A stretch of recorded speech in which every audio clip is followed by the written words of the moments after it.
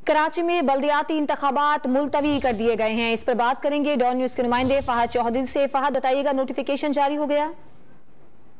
देखिए, chief election commissioner Sikandar Sultan Raja की जेर सदारत आज एक आला सदर का इजलास हुआ, जिसमें कराची डिवीजन में बल्दियाती इंतखाबात मुलतवी करने के हवाले से सूबाई इलेक्शन कमिश्नर सिंध और जिला इंतजामिया कराची की जो दरखास्तें थी उनका जायजा लिया गया। दोनों हुकूमतों ने जो है बल्दियाती इंतखाबात मुलतवी करने की सिफारिश की थी।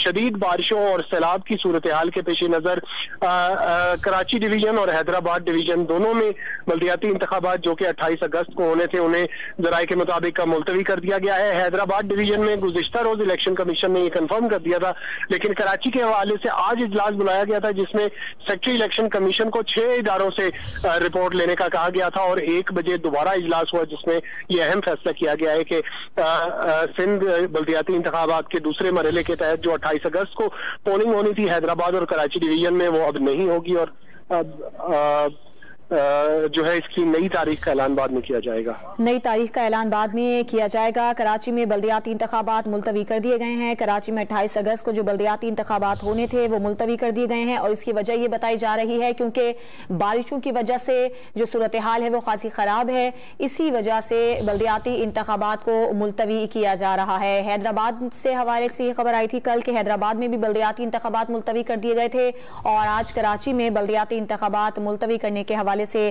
फैसला कर लिया गया है।